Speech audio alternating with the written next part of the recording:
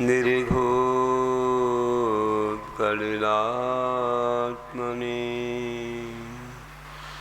शालोकानां त्रिलोकानां यद्विद्यादर्पणायते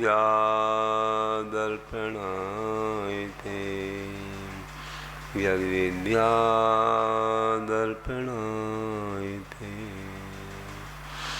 बोलिए देवादिदेव प्रथम तीर्थंकर श्री आदिनाथ भगवान की, मूलायक श्री चंद्र प्रभु भगवान की, वर्तमान शासन नायक श्री महावीर भगवान की, 2400 तीर्थंकर भगवान की, अहिंसा परमो धर्म की, षोडश कारण महापर्व की, लोक कल्याण महामंडल विधान की, आचार्य गुरुवर श्री विद्यासागर जी महाराज की, परम पूज्य 108 आचार्य गुरुवर आर्जो सागर जी महाराज की, समस्त आचार्य संघ की नमोस्तु आचार्य।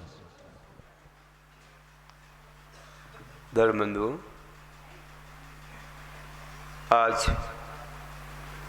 षोडश कारण भावनाओं में अरहत भक्ति भावना का पावन प्रसंग उपस्थित है। सभी लोगों ने लोक कल्याण विधान में अर्घ अर्पित किए हैं और समोशरण की स्तुति भक्ति उसकी रचना को याद करते हुए पढ़ते हुए पंचकर्णक के अर्घ भी चढ़ाते हुए अरहंतों की स्तुति भक्ति गाते हुए समर्पित किए हैं। बहुत मंगलमय है ये भावना। ये अरहंत भक्ति हमें तीर्थंकर बनाती है, बहुत महान भावना है। देखो, कहते हैं कि भक्ति में वह शक्ति है जो मुक्ति देती है।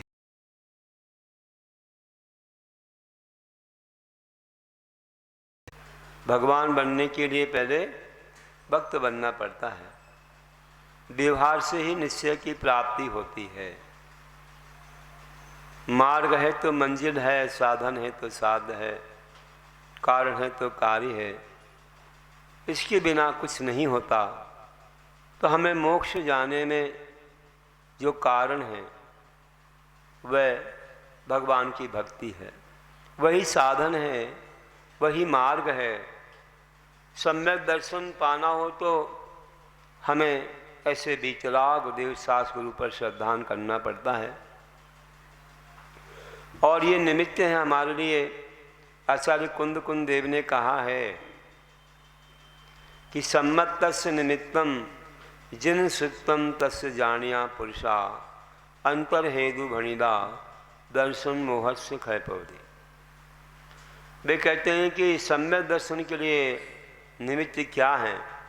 जिन जिनेन्द्र भगवान सुतम शास्त्र और उनको कहने वाले जानने वाले वे गुरु निर्गंत गुरु, ये बहिरंग निमित्त हैं। क्योंकि नीचे कहा अंतर हेतु भणिदा, अंतरंग हेतु, हेतु कहो, प्रत्यय कहो, निमित्त कहो, साधन कहो, कारण कहो, उसी का नाम है।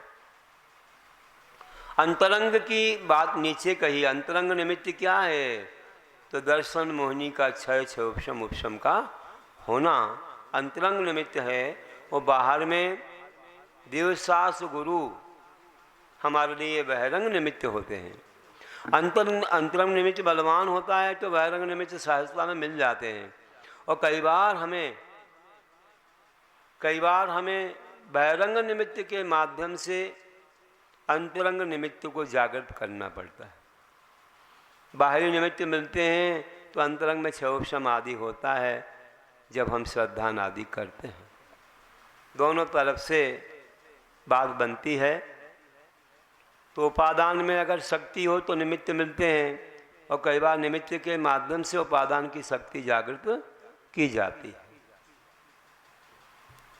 इस प्रकार आज बताया कि अरहंत भगवान के गुणों के प्रति अनुराग होना ये अरहत भक्ति भावना है। अनंत भगवान के गुण कौन से हैं, कैसे हैं उनके गुण, आप लोग जानते हो कि ये गुण कितने महान हैं। 46 गुण तीर्थंकरों की अपेक्षा होते हैं। ये जन्मादि के अतिशय जो होते हैं ये तीर्थंकरों की अपेक्षा होते हैं। आप देखते हो कि कितना अतिशय सुंदर उनका तन होता है, सुडोल समचतर से संस्थान होता है उनका, और कामदेव से भी ज़्यादा सुंदर उनका शरीर होता है, और सुगंधित शरीर होता है। ये भी एक अतिशय है। जिनको पसीना नहीं आता, स्वेद नहीं होता, मलमूत्रादिक नहीं होते उनके शरीर से, और हितमित मधुर प्रिय वाणी होती है, ऐसे महान वे तीर्थंकर होते हैं। और जिनके अंदर अमित शक्ति है, अनंत शक्ति जिनके पास होती है, अनंत बल जन्म से ही होता है। आप जानते हो कि एक बार इंद्र को शंका हो गई, कितने बड़े बड़े घट हैं, इनका जल कैसे सह पाएंगे ये बालक। तो उस समय भगवान ने अवधि ज्ञान से जान लिया और जोर से श्वास ले दी तो इंद्र मक्खी के समान उड़ने लग गया। तब जाना, अरे भगवान ने हमारी बात समझ ली, हम तो थोड़ी सी ऐसे ही चर्चा कर रहे थे, भगवान ने जान लिया ये बालक देखने को बालक हैं, अनंत बल से युक्त हैं। ऐसे महान थे, और उनका रुधिर भी धवल होता है, श्वेत रक्त होता है, मतलब उनका जो खून है जो धवल होता है। तो विचार करिए, सभी के शरीर में रक्त और श्वेत कण होते हैं, किसी के श्वेत ज़्यादा, किसी के रक्त ज़्यादा, उनके श्वेत ही है, ऐसा उनका धवल रुधिर होता है। और शुभ लक्षण होते हैं उनके शरीर पर, 1008 शुभ लक्षण होते हैं, स्वस्तिक आदि उनके शरीर पर बने रहते हैं। सबको दूर से नहीं दिखते हैं, लेकिन शुभ लक्षण होते हैं। सरोवर, विमान, कहीं मेरू, ऐसे कई चीज़ें बनी रहती हैं उनके शरीर पर, चक्र वगैरह होते हैं। कई बार आप देखते हो पैरों पर बना देते हैं, नीचे पंजे पर, मूर्तियों में, है ना। तो ऐसे 1008 होते।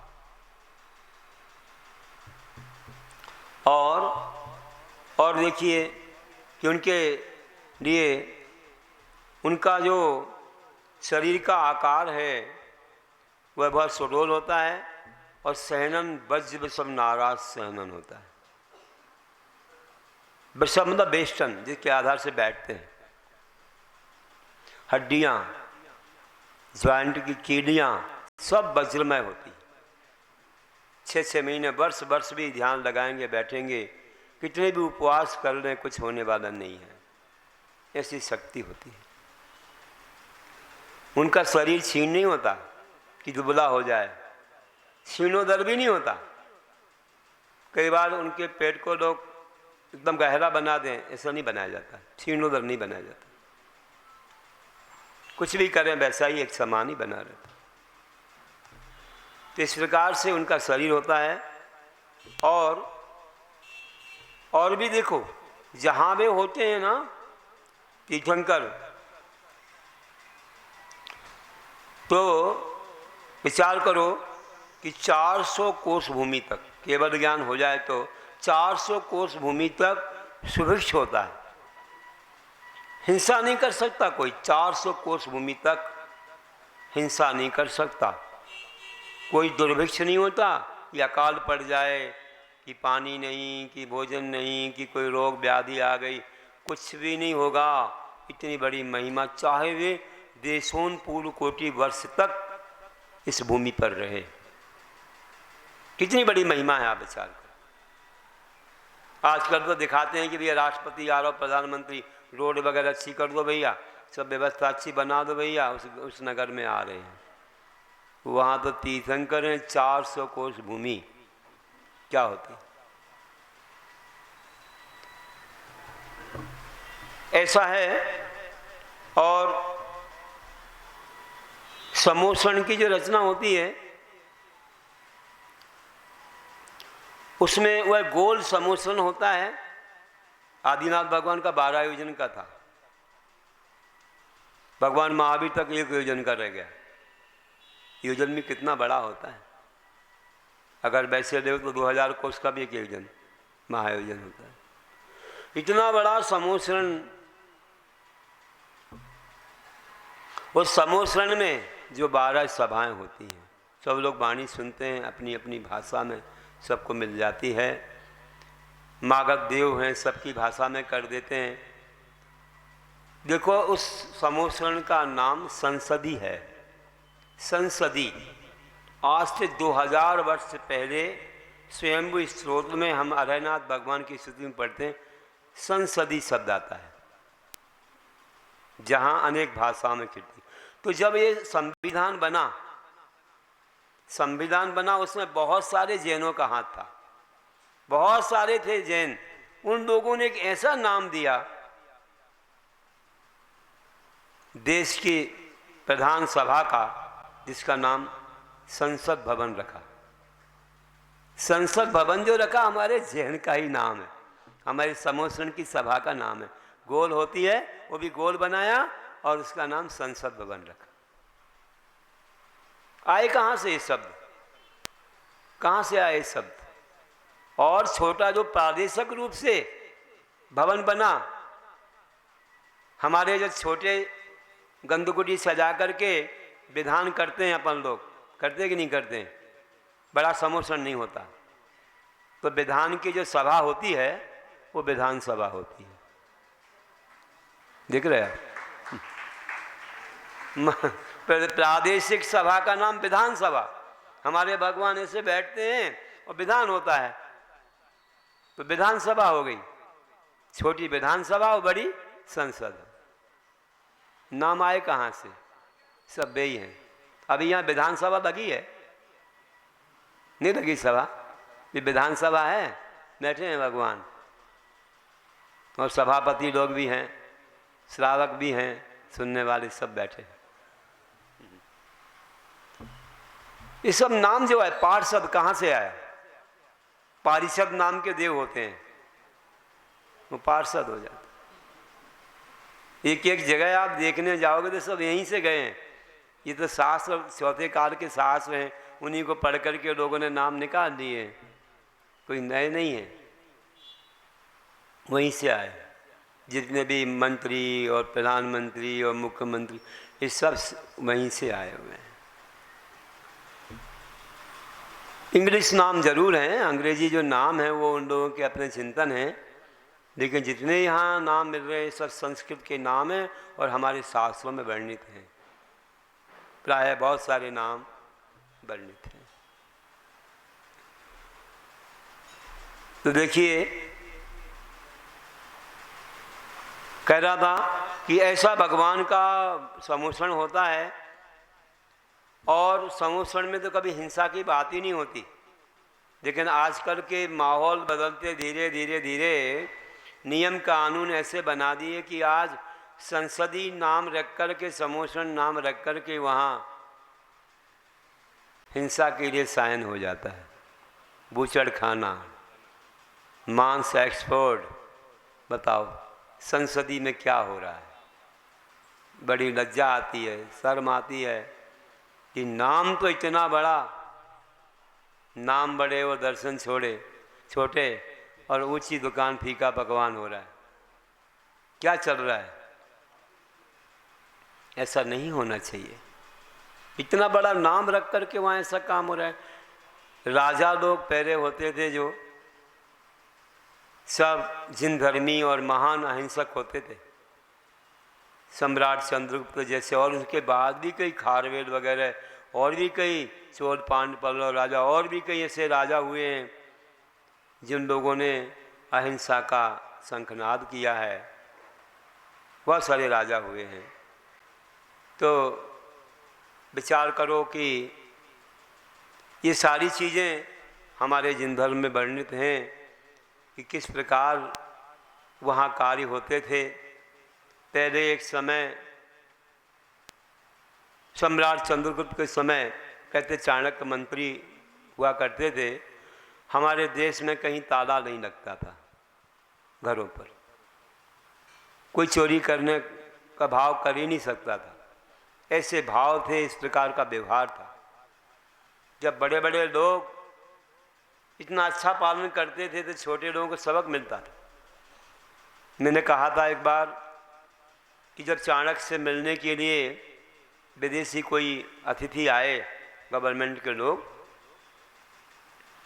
तो कहा उनसे मिलना है, खबर पहुंची तो उन्होंने कहा कि आपको पर्सनल बात करना है या कोई गवर्नमेंट की संबंध में। तो उन्होंने कहा मुझे तो पर्सनल करना है, हमारे कोई लेन देन संबंधी बात है, हमारे कोई बिजनेस व्यापार संबंधी बात है, आपसे संपर्क करना है, कुछ अनुभव लेना है। ठीक है, आ गए, शाम हो गई थी, दीपक जल रहा था, उस समय तो ये लाइट वगैरह नहीं थी, रात में काम ही होते नहीं थे, प्रायः दिन में ही हो जाते थे। तो रात हो गई, बात करना थी, तो उन्होंने क्या किया कि एक और दीपक जलाया और पहले वाले दीपक को बुझा दिया। तो वे सामने बैठे थे, उन्होंने पूछा कि ऐसा क्यों किया आपने? तो उन्होंने कहा देखो भाई, अभी जो दीपक जला ये मेरे घर के तेल का है, पहले जो जल रहा था वो गवर्नमेंट के तेल का था। अगर गवर्नमेंट संबंधी बात होती तो मैं उससे बात करता, अब घर की बात है तो घर की बात में मैं ये नहीं जलाऊंगा, घर का तेल ही जलाऊंगा, इसलिए बंद कर दिया। विचार करो, आजकल के लोग तो बोले गवर्नमेंट का है ना, बढ़िया है, उसी का उपयोग करो, बोले जितना हो सके खर्चा उनका ही हो। ध्यान रखना चाहिए कितनी विशेष बात होती है। तो इस तरह से जब मंत्री इतना अच्छा शुद्ध हृदय वाला, न्याय नीति वाला है, तो प्रजा कैसी होती होगी। नियम से प्रजा में ये भाव था कि कहीं हमें किसी की भी कोई वस्तु भूल कर भी नहीं लेना है।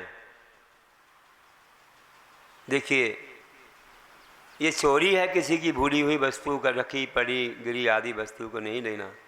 इतने अच्छे उत्तम भाव थे, तो कभी कोई भी चोरी करता ही नहीं था, कर ही नहीं सकता, नहीं तो प्राणदंड मिलेगा। और कोई ऐसा माहौल ही नहीं था, बड़ों से लेकर छोटों तक। आज बड़ों में ऐसे भाव हो तो क्या होगा। कई लोग तो सरकारी बन जाते हैं, कई नेता बन जाते हैं, और उन पर इतने इल्ज़ाम लग जाते हैं कि उन पर केस चलते हैं, कई बार उनको जेल हो जाती है। जो नियम कानून लगाए बनाए वो उन पर ही लागू नहीं हो पाते, सब नहीं, लेकिन कुछ लोग ऐसे हैं। इतिहास बताता है क्या होता है, देखिए। इसलिए जानिए कि जब बड़े लोग ही ऐसा करेंगे तो छोटों को क्या शिक्षा मिलेगी। इस तरह उस समय का माहौल बहुत ही अलग था। चौथे काल में, पंचम काल में कुछ वर्षों तक, कुछ शताब्दियों तक चलता रहा। अब माहौल कुछ बदलता नज़र आता है। कई लोग, कुछ अच्छे नेता आ जाते हैं भी तो अपनी भावना अच्छी रखते हैं, लेकिन उनके कार्यकाल में कितने लोग किस प्रकार के रहते हैं ये तो सब लोग कई बार समझ भी जाते हैं अपनी बुद्धि से। लेकिन अगर उनका पुण्य बड़ा, न्याय नीति बड़ी, तो हम कहते हैं कि जनता को तो भाएंगे ही, और धर्म के क्षेत्र में भी आगे बढ़ कर के अच्छा इतिहास बनाएंगे, और हमारी ये संस्कृति हजारों वर्ष तक चलेगी। इस चीज़ का ध्यान हर एक व्यक्ति को, हर एक नेता को रखना चाहिए।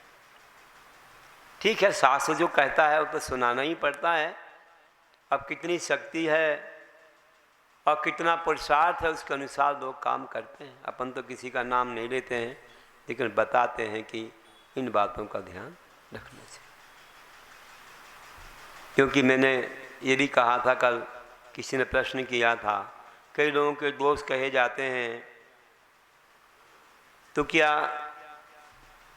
ऐसे दोषों में निंदा नहीं होती? तो मैंने कहा था कि दोष कहना तो निंदा है ही। अगर किसी व्यक्तिगत दोष किसी कहे जाते हैं तो निंदा तो होती ही है। इससे कई प्रकार के बैर, झगड़े, कई प्रकार से लोगों में ऐसे विकल्प होते हैं, बहुत सारी हिंसाएं हो जाती हैं, बहुत सारे ऐसे कार्य हो जाते हैं जिस वजह से लोगों का हृदय बहुत दुखित होता है, क्षोभ होता है। इसलिए ऐसा नहीं करना चाहिए और इससे लोगों को गलत शिक्षा भी मिलती है और यहाँ तक सम्यक्त से भी वंचित हो जाते हैं। उपगूहन अंग होता है, उपगूहन, दोषों को छुपाना चाहिए, प्रचार नहीं करना चाहिए। उसी को बताओ, वो नहीं माने उसके माता पिता को बताओ, उसके गुरु को बताओ, फिर भी नहीं माने तो पंचायत में बताओ, वो उसको सुधारो। लेकिन सामान्य जनता में प्रचार करने से जो लोग उस कार्य को नहीं करते हैं उनको बड़ा दुख होता है, और कुछ लोगों की शिथिलता रहती है तो नहीं करते हैं तो करने लग जाते हैं, या उस जगह से या उन लोगों से बिल्कुल विमुख हो जाते हैं, कभी पास में नहीं आएंगे।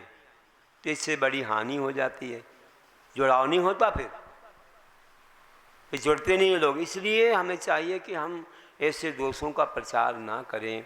इसी का नाम उपगूहन अंग है। तो क्या सम्यक दर्शन भी नहीं हमारे पास जो हम किसी के नाम लेकर के दोष कहेंगे? काय के लिए कहना है? पाप को पाप कह दो, दोष को दोष कह दो, मिथ्यात को मिथ्यात कह दो, जिसकी जो परिभाषा है वो खूब कहो। लेकिन हमारे गुरु के मुख से हमने कभी नाम नहीं सुना सभा में। नाम उनका सुना जो हो चुके, उदाहरण बन चुके हैं, जिनके पुराणों में उदाहरण है, जो चले गए यहाँ से, अच्छे आदर्श कार्य करके चले गए, या कोई पापों के माध्यम से दुर्गति सुधार गए हैं, उनके भी नाम ले सकते हैं आपको बचाने के लिए, रावण जैसे लोगों का। लेकिन जो साक्षात आदि हैं उनका नाम गुरुदेव कभी लेते नहीं थे। तो हम लोगों को वही हैबिट में वही आदत पड़ी है, कुछ भी हो जाए कभी किसी का नाम अपन को मुख से प्रवचन के समय लेना नहीं है। पाप को पाप कहने में बाधा नहीं है, तो शास्त्र कहता है, उसमें क्या बाधा है? नाम लेने से रागद्वेष हो जाते, कसाय हो जाती, बैर बन जाता है, लड़ाई झगड़े होते हैं। इसलिए नाम नहीं लेकर के अपन तो काम की बात करें। शास्त्रों में सब दिया, पुण्य पाप मिथ्यात्व सम्यक्त, उसी की बात कहते रहो, इसमें क्या जाता है? पाप से बचाते रहो। लेकिन आजकल तो लोग धर्म सुनने कम आएंगे, लेकिन वो रागद्वेष की बातें ज़्यादा सुनेंगे, राजनीतिक बातें, उठा उठा पटक की बातें, उनमें ज़्यादा मन लगता है। इसलिए ज़्यादा लोगों को जोड़ना हो, सभा को बड़ा करना हो, या मीडिया का अच्छा प्रचार करना हो, तो रागद्वेष की बातें करो, तो पेपर भी खूब बिकेंगे, चैनल भी खूब चलेंगे, जनता भी खूब आएगी। तो धर्म सुनने के लिए, अरे भैया ये तो आत्मा की बात है, इससे क्या होना? तो मजा किस में ले रहे? नारद जैसे बन करके नारकी वे जाकर अम्बाबरी जाति के देव जाकर लड़ाई झगड़ा करवाते हैं, आनंद लेते, वैसे तुम भी हो गए हो। तो इसी में आनंद आता है। हिंसानंद है ये, मृषानंद है, चौरियानंद है, परिग्रहानंद है, वो क्या है इसमें?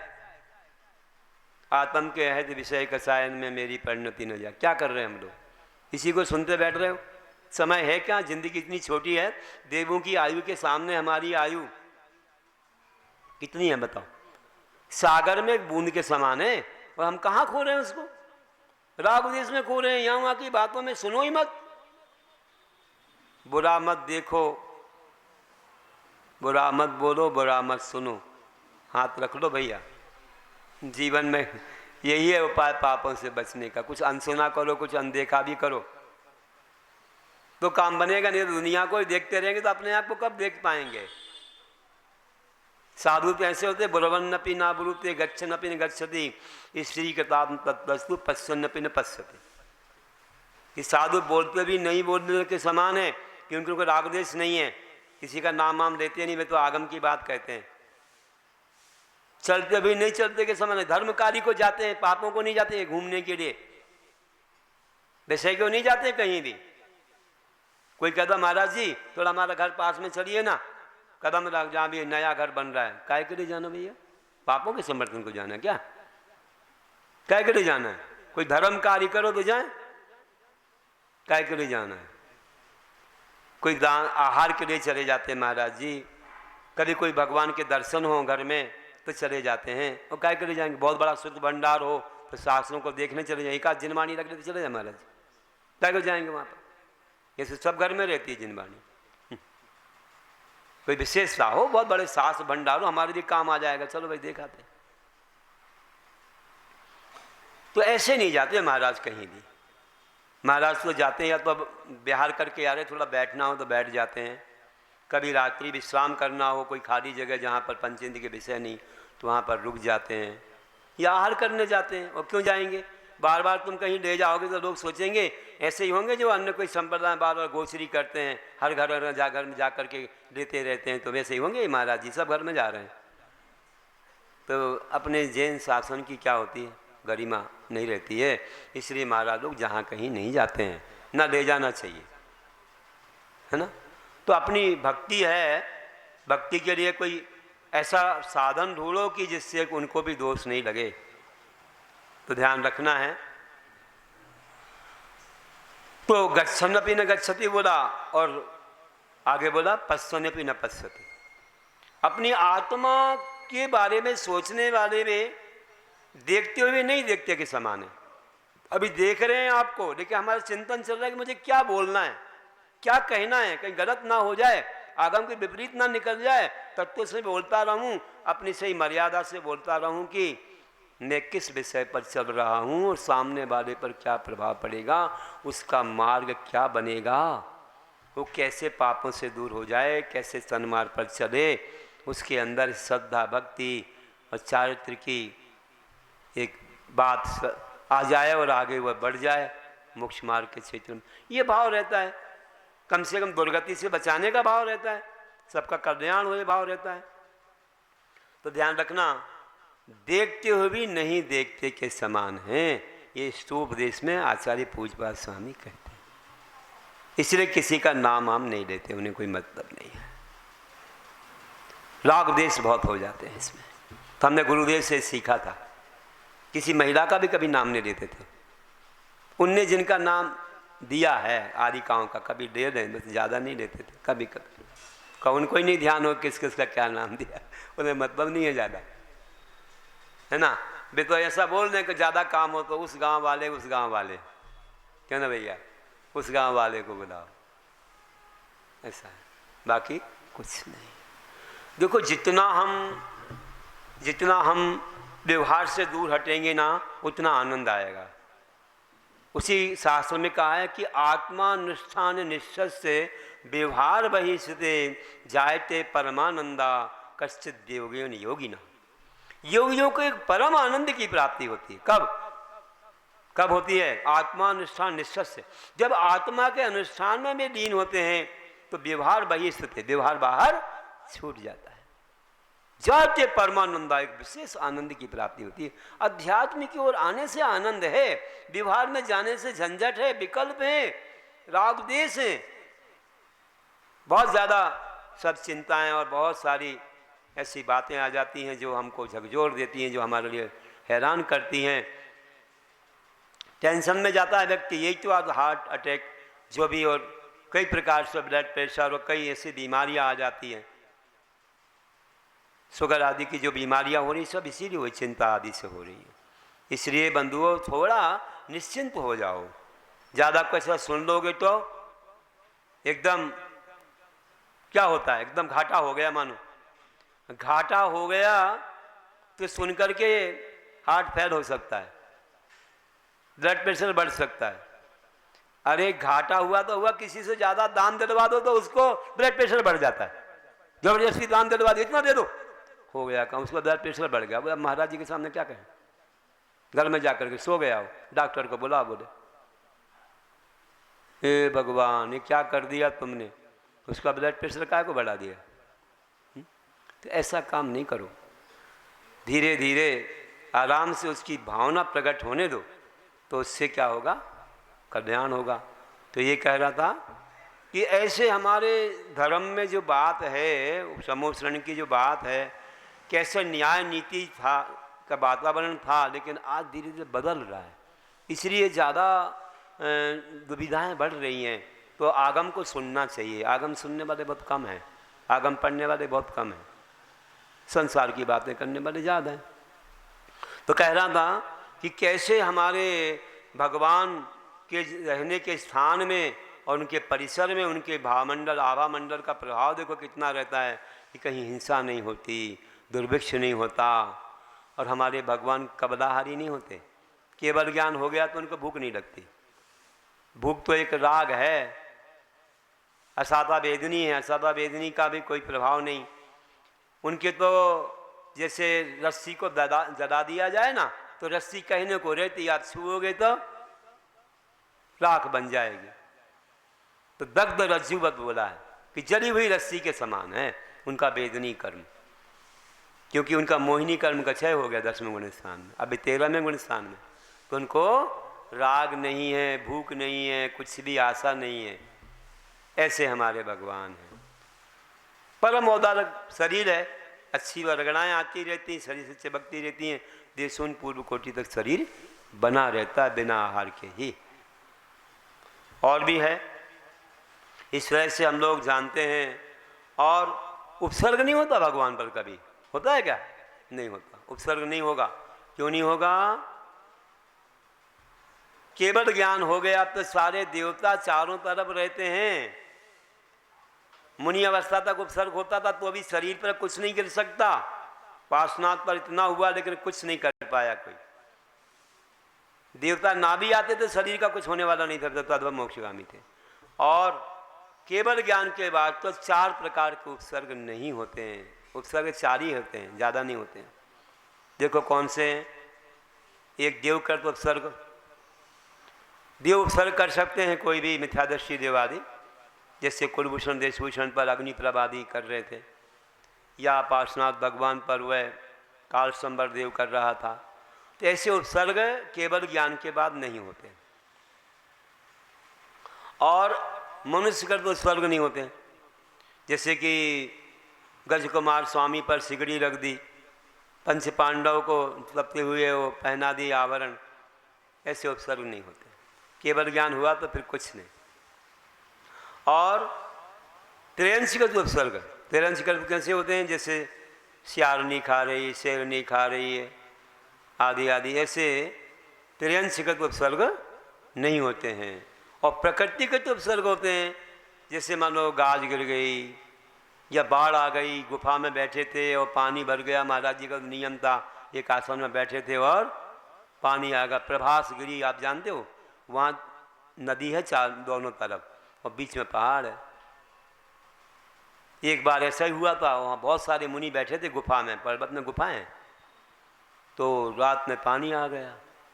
महाराज जी ने उसी समय सब आहार जल का त्याग तो वैसे ही था ही, रहता ही है महाराज जी का। और बात से वैसे उन्होंने ये भी सोच लिया कि उठूंगा भी नहीं अब दत्तोत्सर दोनों, और पानी ऊपर तक आ गया और बहुत देर तक भरा रहा, समाधि हो गया। अभी नहीं, बहुत सारे मुनियों की समाधियाँ पहले हो चुकी वहाँ।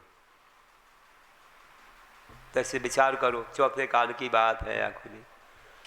तो ये प्रकृति का तो उपसर्ग है, पेड़ गिर जाए, इमारत गिर जाए, ऐसे कुछ भी ये हो जाए तो ये प्रकृति का, कोई तूफान आ जाए आदि आदि, तो ऐसे उपसर्ग केवली भगवान पर नहीं होते हैं।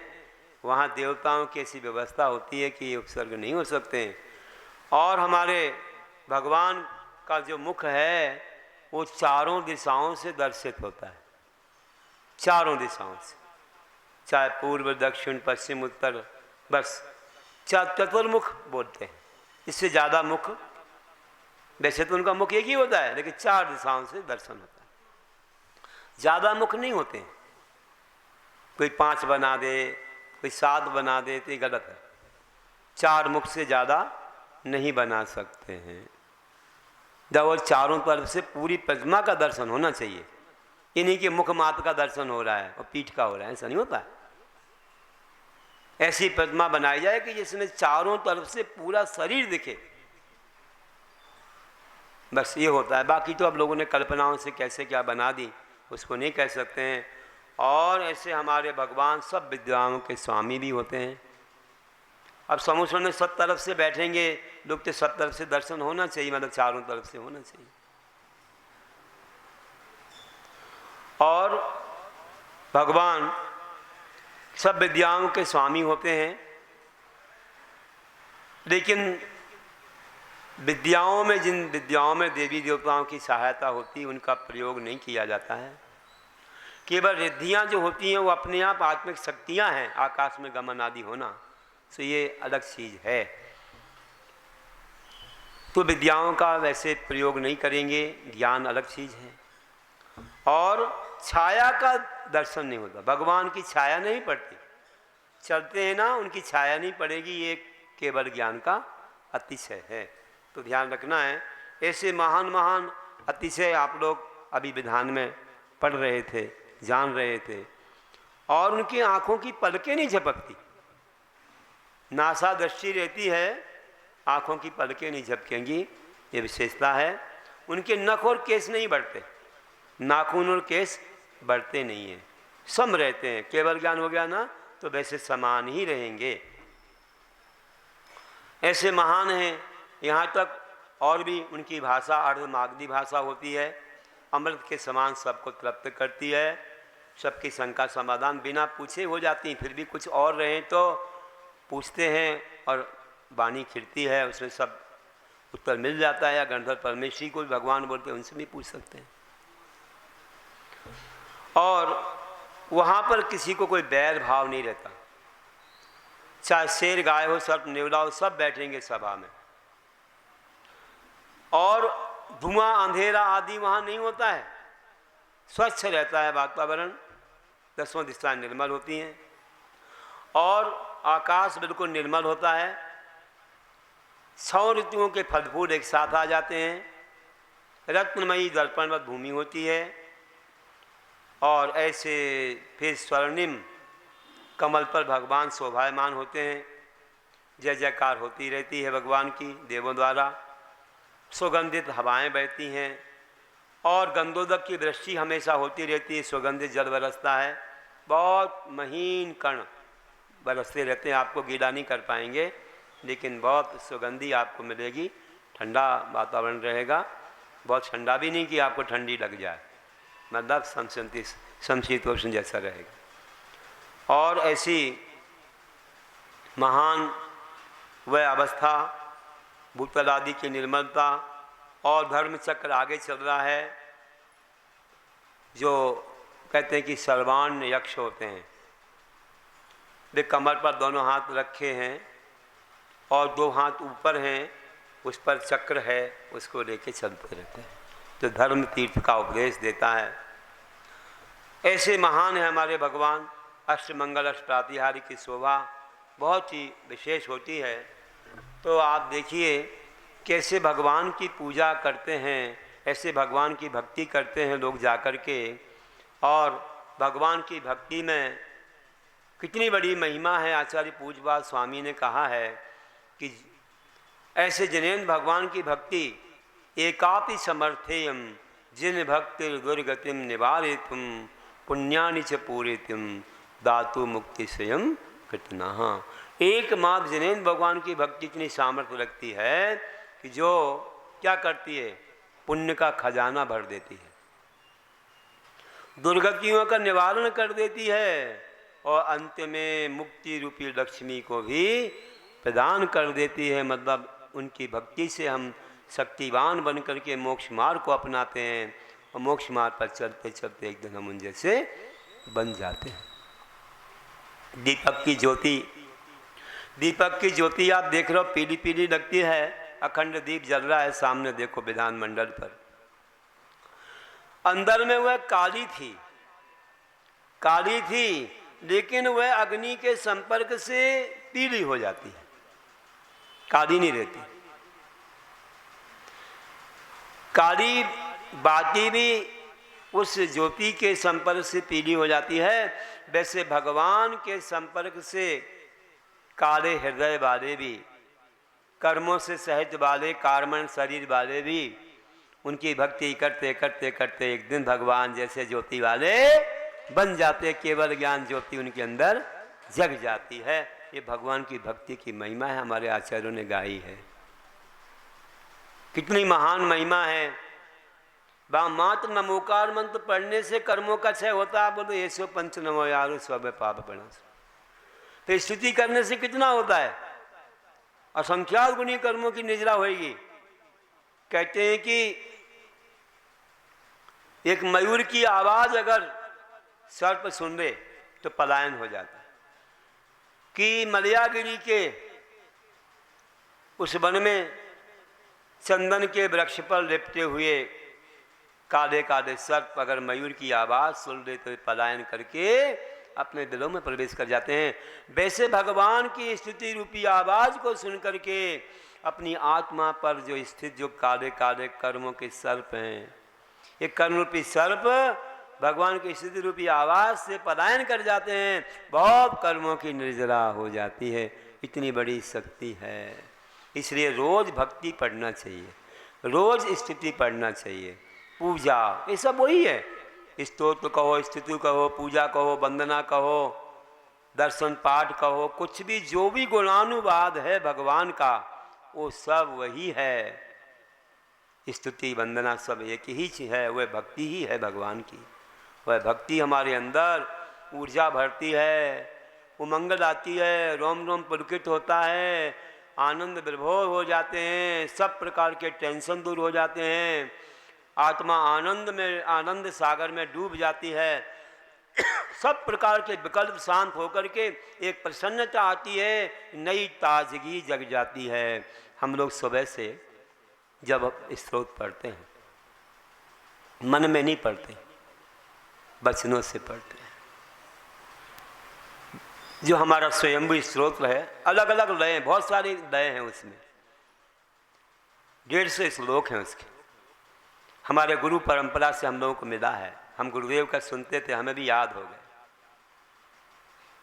शुरू में ही याद हो गया था जब ब्रह्मचारी थे, शुद्ध के लग मुनि। तो प्रतिदिन ऐसा कोई दिन नहीं जाता है कि उसका पाठ ना करें। प्रातः सामायिक के बाद उसका पाठ पढ़ते हैं। हम तो पढ़ते रहते कि दर्शन को आते उन्हें सुनाई देता होगा कि महाराज स्वयं वो स्रोत पढ़ रहे हैं। सुबह कई लोग आते हैं, दर्शन कर जाते हैं, हम पढ़ते रहते हैं। कितना आनंद आता है उसको पढ़ते समय, रोम रोम पुलकित होते हैं। ऐसी स्थिति गाई है। कई बार उसका अर्थ लगाया, इसलिए हम भावों में चले जाते हैं अंदर, इसका क्या भाव है। इस सूत्रों का अर्थ समझ लेना चाहिए। या कभी कभी हिंदी वाला पढ़ो, कभी संस्कृत वाला पढ़ो। देखिए संस्कृत वाला ज़्यादा और प्रभावकारी, क्योंकि उनकी जो भावना वो पूरी उसमें भरी हुई है। कोई अनुवाद करे थोड़ी भावना कम हो जाए, लेकिन वह एक महान है, अतिशयकारी होता है। तो जब पढ़ते हैं तो इतना आनंद आता है कि देखो कैसे थे भगवान, भगवान का स्वरूप, और उस स्रोत में पूरा न्याय, अनेकांत, शादवाद, तत्व, सारी चीज भरी हुई है। उनका जीवन दर्शन, इतना आनंद आता है, बहुत आनंद। इसलिए इस स्रोतों का पाठ करते हैं। ये भक्ति है भगवान की। देखो सबसे ज़्यादा प्रमुखता किसको देना चाहिए? आजकल लोग संसार के लिए बहुत प्रमुखता देते हैं।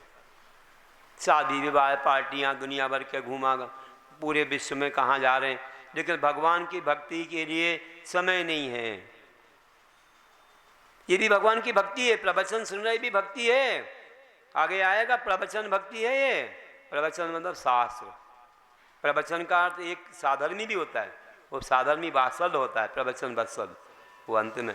लेकिन ये प्रवचन भक्ति मतलब शास्त्र की भक्ति है। प्रवचन सुनना, धर्मोपदेश भी स्वाध्याय है, और शास्त्र की भक्ति हो जाती है उस समय। अपन जिनवाणी स्तुति पढ़ते ही हैं, उसके प्रति जो हमारे गदगद भाव हो रहे हैं, यही जिनवाणी की भक्ति। ये नहीं कि आपने मात्र स्तुति पढ़ ली हो गया काम। अरे आप अच्छे से समझो उसको और गदगद भाव हो जाओ, तो ये भी सबसे बड़ी भक्ति है कि आपके जीवन को सुधार होगा। नहीं तो 5 प्रकार के स्वाध्याय में वासना, प्रक्षानुप्रेक्षामना, धर्मोपदेशा। वासना, शास्त्र को पढ़ना है, अच्छा शब्द अर्थ को। प्रश्ना, प्रश्न पूछना है, जो शाम को अपन शंका समाधान यहाँ करते हैं। अनुप्रेक्षा, बार बार उसको चिंतन में लाना, जैसे गाय जुगाली करती है, खा लेती फिर चरवन करती रहती है, तो उसको याद करते रहें। हम लोग रात में वो स्वाध्याय करते हैं, कुछ नहीं है, मानो जब प्रकाश ही नहीं है तो हम उसको याद करते रहते जुगाली के समय। और अनुप्रेक्षा हो गया। आमनाएं, कंठपाठ करना, उसको रटना, याद कर लेना, कभी भी काम आएगा।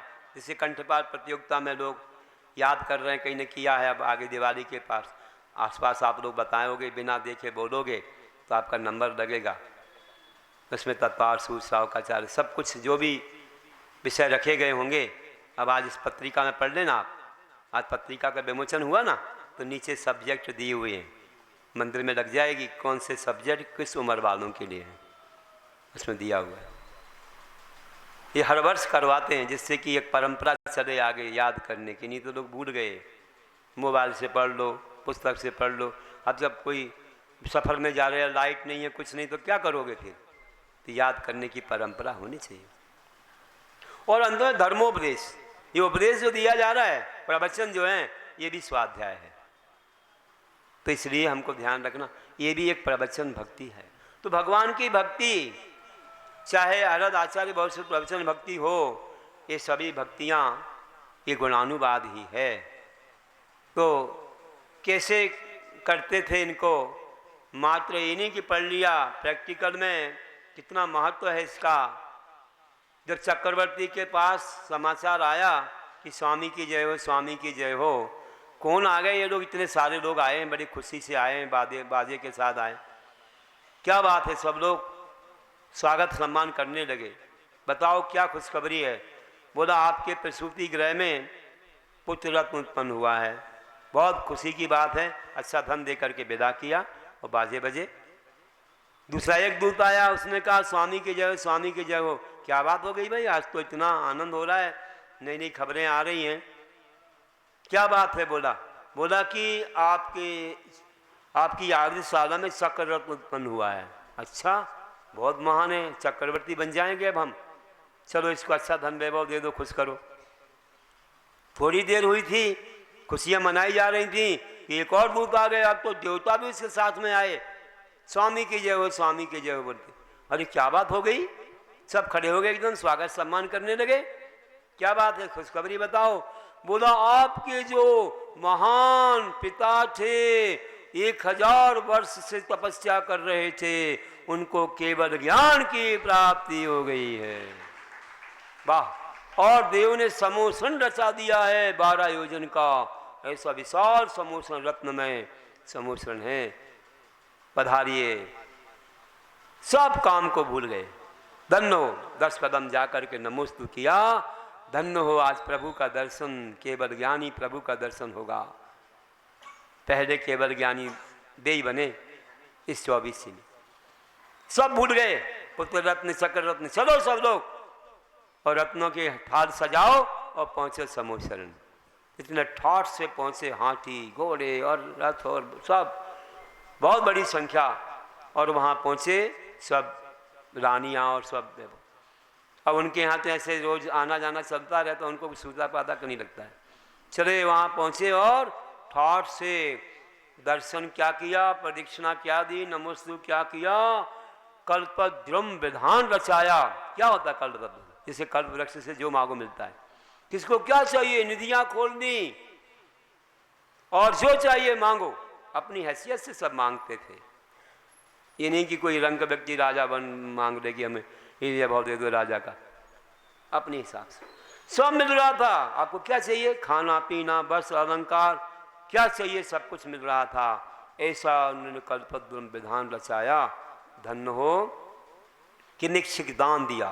कि निक्षिक मतलब जो इच्छा हो मांगो, इसको कल्पद्रुम विधान बोलते हैं। वो रचाया, ऐसी ठाठ से पूजा की। धन्य हो, ऐसी होती। देखो आप कि वो सब कुछ भूल गए, वे पुत्र रत्न भी भूल गए, चक्र रत्न भी भूल गए, संसार के वैभव को भूल के वहाँ आ गए। वो आजकल के लोग कहते हैं भैया पूजा का अवसर तो ठीक है, लेकिन मार्केट डे है, जल्दी दुकान खोल लो, ग्राहक गया तो वापस नहीं आएगा, भगवान कहाँ जाएंगे, वे तो वहीं बैठे। ना मंदिर कहीं जाना गया, लेकिन तुम्हारा जीवन तो जा रहा है, वो समय तो जा रहा है, वो कब लौट के आएगा किसको भरोसा है, किस समय क्या घट जाए। जीवन तो पानी की बूंद है, कब मिट जाए और कटना क्या घट जाए। आप बोलते जीवन है पानी की बूंद, कब मिट जाए रे, होनी अनहोनी देखो कब घट जाए, आप लोग बोलते रहते हो। तो ये बात कौन किसका भरोसा है, जिसके पीछे रात उसकी क्या बात, एक समय का भी नहीं मालूम है कि घटना क्या घटने वाली है। कोई मंदिर में ही चले जाते, कोई रास्ते में चले जाते, कोई कहीं कहीं भी जा सकते हैं। और ये भी नहीं है कि कोई वृद्ध होके ही जाएगा, बालक भी चला जाए, जवान भी चला जाए, कभी भी जा सकते हो। तो ध्यान रखना, कोई भरोसा नहीं है जीवन का, इसलिए हमें हमेशा सजग रखना चाहिए कि बस आज ही करना है, जो करना कर लेना है, कल का कोई भरोसा नहीं है। तो धन्य हो चक्रवर्ती ने ऐसा काम किया और इतना महान पुण्य कमाया कि उनको भी दीक्षा मिली, उनको भी केवल ज्ञान हुआ और उन्होंने भी उसी जीवन से मोक्ष भी पाया था। ऐसे भरत चक्रवर्ती थे, धन्य उनका जीवन। हम लोग भी ऐसी भक्ति करेंगे, हम भी ऐसे संबंधबद्ध जैसी भक्ति करेंगे। उनने भगवान की भक्ति की तो पाषाण फूट गया, चंद्रपुर भगवान आ गए। हम मानतों के जैसी भक्ति करेंगे, उनने 48 काव्य पढ़े तो देखो तारे टूटे, जंजीरें टूटी। और हम उन्हें की उन जैसी भक्ति करेंगे, बादीराज जैसे एक ही भाव सोच से कैसे कुछ रोग दूर हुआ। हम धनंजय जैसी भक्ति करेंगे कि जिन्होंने विशापा रचा पुत्र का विश्व तर गया, ऐसी भक्ति करेंगे। चंदन वाला जैसी भक्ति करोगे कि ऐसी भक्ति की कि जंजीरें टूट गई। सीता जी जैसी भक्ति करोगे, नमोकार पड़ा कि अग्नि कुंड का जल हो गया। सोमा जैसी भक्ति करोगे कि नाग का विहार हो गया। देखो तो सही, ये दिखाओ तो थोड़ा महिला मंडल क्या कर रहे हैं। बोल रहे थे अध्यक्ष 10 लक्षण आ रहा है, महिला मंडल विचार कर रही हैं, कुछ यहाँ शिक्षा पद कार्यक्रम करेंगे। महाराज जी नाम तो बता दो। मैंने कहा इतने सारे तो नाम है, सोमा सती का नाम है, चंदन वाला का नाम है, और जो है नैना सुंदरी का भी है। कितने सारे उदाहरण हैं हमारे यहाँ सीता आदि के, इन सब को दिखाओ। ग्वाला की भी बात बताओ, कैसे एक छोटे से दान से क्या बना। एक से एक चीज़ें हैं, नमोकार की महिमा की भी कई कथाएं हैं। देखिए विचार करिए, तो आप लोग कुछ ऐसी चीज़ें शिक्षा पर कहो, नहीं तो तुम कहो क्या फेंसिंग, क्या फैंसी प्रतियोगिता, फैंसी ड्रेस। अरे ये क्या आ गया, विदेशी कहीं पैंट ऐसे पहन रहे कि वैसे पहन रहे, कहीं शरीर को दिखा रहे, ऐसे नहीं काम चलता है। अरे अपने देश की परंपरा बताओ, कैसे धोती दुपट्टा पहना जाता है, कैसे कुर्ता पजामा टोपी लगाई जाती है। दिखाओ अपने स्कूल की परंपरा दिखाओ, कैसे थे बच्चे और कैसे माता पिता की सेवा करते थे। आज विदेशी बच्चे कैसे हो गए, इस पर एक नाटक भी है, दिखाते हैं कई लोग, बहुत अच्छा लगता है। तो ये सब चीज़ें करने से अपने बच्चों को संस्कार मिलता है। वैसे तो यहाँ एक पाठशाला सम्मेलन होगा करीब 2 अक्टूबर के आसपास, तो उसमें पाठशालाएँ आएंगी बाहर की, वो हर वर्ष ही होता है मेरे पास। तो वे आकर के सांस्कृतिक कार्यक्रम देंगे यहाँ मध्याह्न में, शाम तक देंगे 5-10 मिनट के कार्यक्रम। आप देखना, जैसे कि यहाँ बाजू में जब चातुर्मास था वहाँ हुआ था, वैसे यहाँ भी होगा। उनसे कई चीज़ें सीखने को मिलेंगी आपको। क्या क्या प्रोग्राम देते हैं वो लोग। उस समय सूरत से आए थे, कहाँ किशनगढ़ से आए थे, दूर दूर से लोग आए थे यहाँ प्रोग्राम देने के लिए। तो वैसे ही यहाँ पर भी कहीं कहीं से आ सकते हैं। अभी सूरत की खबर तो आ गई, उस दिन नहीं तो किसी भी दिन पूरी पाठशाला आ रही है। बार बार खबर आ रही कि पूरे बच्चे सब आ रहे हैं, कमेटी के लोग भी। तो ऐसे लोग आके कुछ शिक्षा पाएँ, अपन को कुछ ऐसे कार्य करना है। तो यही कहता हूँ कि भगवान की भक्ति आपको वह शक्ति दे जो हमारे महान लोगों को दी है, कि आपको भी वह शक्ति मुक्ति को एक दिन जरूर प्राप्त कराए। तो अंत में कहता हूँ कि अरहंतों की महाभक्ति जो अतिशय मय शुभ पुण्य भरे, तीर्थंकर पद दे भक्ति व पूर्ण विश्व को धन्य करे। कल्याणक बे उत्तम वैभव जिन महिमा दर्शाते हैं, श्रद्धा भक्ति जगत करे नित्य समदर्शी बन जाते हैं। श्रद्धा भक्ति जग करता नित समदर्शी बन जाते हैं। बोलिए महावीर भगवान की जय। जावानी के जानते सूझे लोकालोक, सोवानी मस्तक नमो सदा देत हो लोक। हे जिन वाणी भारती तोय जपो दिन